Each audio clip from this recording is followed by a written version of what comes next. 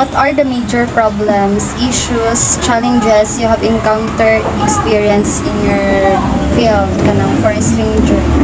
Okay, si John Ray Apon, Forest Ranger, din sa San Valencia.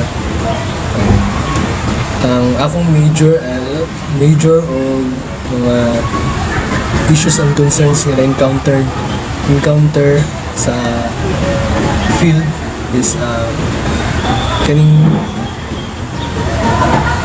na yung mga illegal activities during sa pag-conduct namo sa kaning project, labi na kaning sa NGP namin na handle sa NGP nga reforestation kaya pagtanom og kahoy sa mga partner namo sa pag-implement sa project. So ana nga pag-implement mo sa project, dili gid marikian nga nakay ma-encounter nga mga problem within sa association kay dili gid po ni malagyan kay ang mga association is dili po sila knowledgeable sa tanan pod nga unsay na knowledge nga akong nasa ako sa akong pag-eskwela gikan sa akong pag-eskwela. So tabang namo sila is among ikuan sila ipasabot kung unsa gid ang project, unsay katuyuan ana para sa kinaiyahan ng mga katuyuan. So nga na maka-encounter mi og kaning mga tawo nga gapamotol og kahoy, maka-encounter mi og tawo nga dili nila tarungon og tanom sa mga kahoy during sa pag-conduct sa activity. So dili gid siya marikian. So ang among kuan gid ana is among buhatan og report namo sa field, tapos amo ring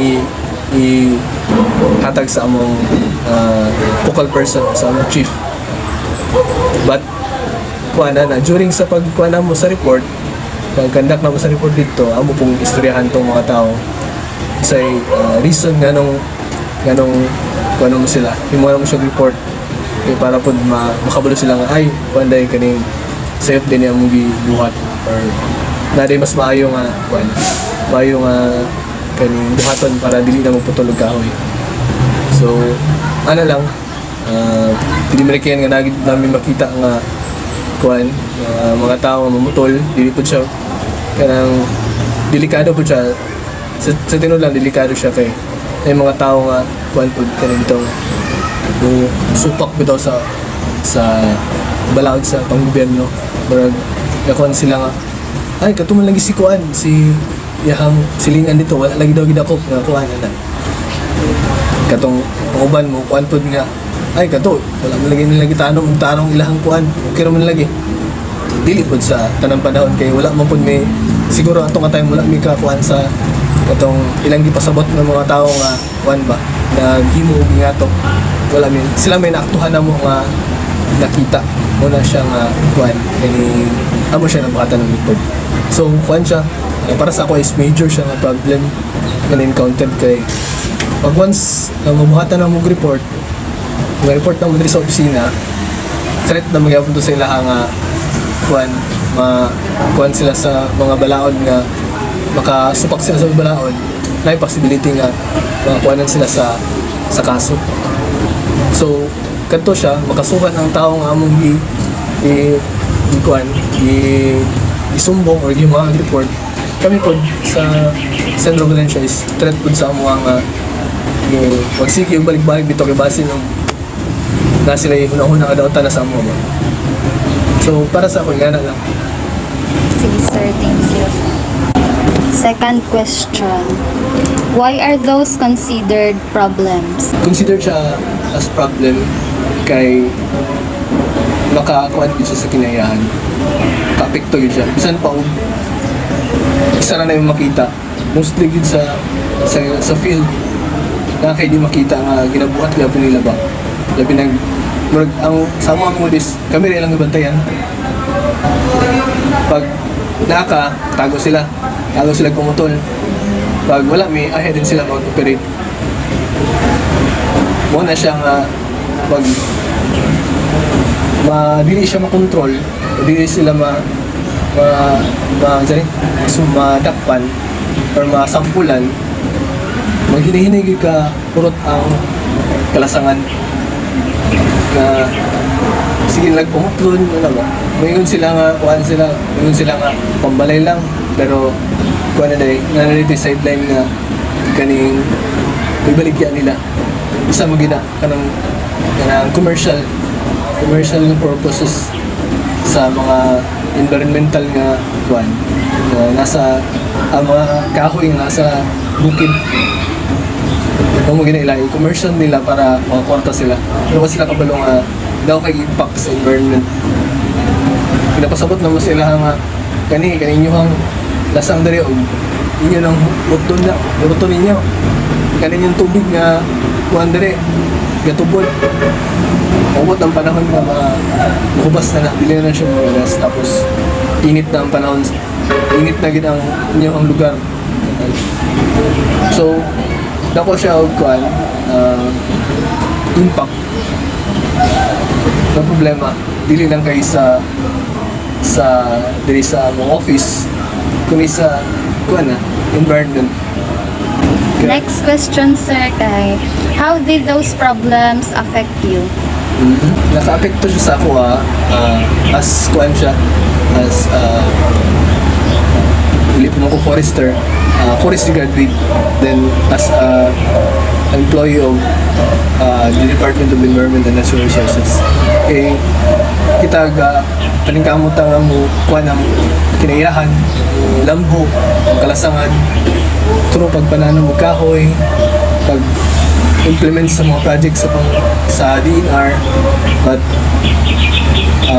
dili pod tanan, pero kuan kaning sakitan po ka katong mga tao nga siguro sa anong pasabot dili sila makasabot ba ilahaging ipatigbabaw ang ilahang kuan daw ilahang mga practices sa kuan muna sa mga kuan cultural practices nila sa ilahang tribo sa una pang panahon.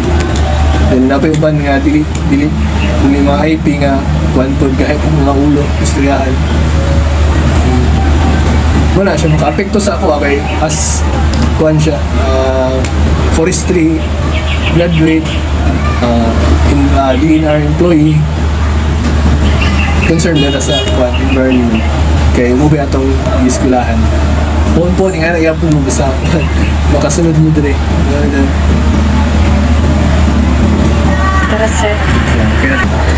How did you address or solve those problems, sir?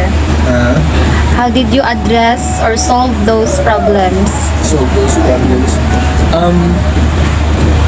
Ako, i-address na ako ito nga mga problem na ako na-encountered and solved. Hindi siya totally solved, but gina-actionan ako siya as kung sa akong knowledge about sa pag implement sa project kung unsa po daw epekto sa ilang gibuhat. So ako silang IEC na sa mga Information Education Campaign IEC, Information Education Campaign sa community. Kay makita yun ako kaya nabalaan na ako, wala ko nila nabalaan kay syempre kuhan namin uban nga di mo ko yung kaning lockdown ako sila but kuhan kaning nagiuban sa ang field is mga tao nga ma-encounter na mo is uneligible kay ubos ang ilahang kuhan ang ilahang eskwelahan compare sa amua. So ikaw ang ma-adjust sa ilaha. Tapos hinahinay mo sa kasabot. Dapat dili mo kuan sa ilaha nga kaning bitaw di po ka stricto gid kaayo ano ba. Pero to sa lahi lang kaya ang uban stricto magdala. Pero ako dili ko gusto nga stricto na pagdala kay kaning namang uban nga dali masilok. Na ibang tao nga paminaw nila suko na kay ka ba. Pero ikaw kung iato ka magpasabot sila Kasi nung malain na sila, hindi sila matuo.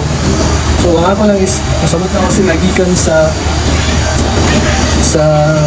maayong epekto o kuan kung dili maayong epekto kuan.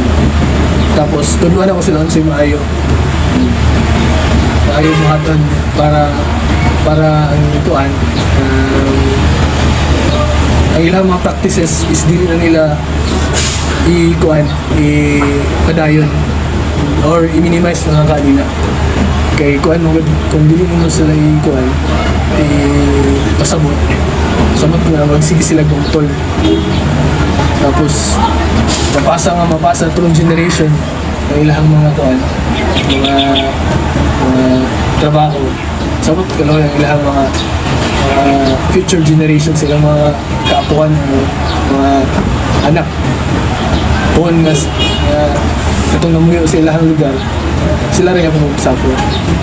Last question, kay after experiencing those problems, what lessons have you learned? Learn ko sa akin pag-adjust sa mga tao na nasa bus para ma-implement o makasabot ninyo ang inyong katuyuan. Kung wala kay patience pa sila kuan kaning sila po dili po na sila makatag yung trust sa inyo kung dili po kamo urso nga mapasabot sila kay dili lang may kaisa na kamo adto sila para mapasabot nimo sila. Then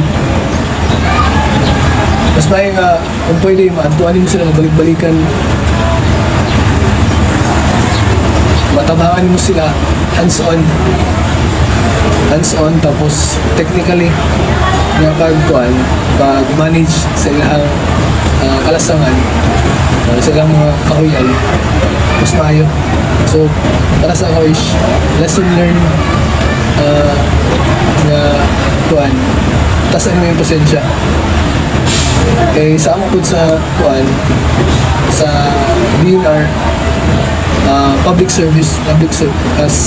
servant dapat kuan ka ikaw ang mo adjust o ikaw ang mo sabot sa mga tao kay sa ngalan ng public service naka sa gobyerno dapat dili ikaw mo kuan sa kuan sa mga sa community tabangan nimo dili ka ingon nga kuan dito magpataas ka nga tagadinan ko ano dapat ako musunod. Thank you, sir, sa pagtubag sa mga questions. Sa sumunod ang kuan? Oo, sir.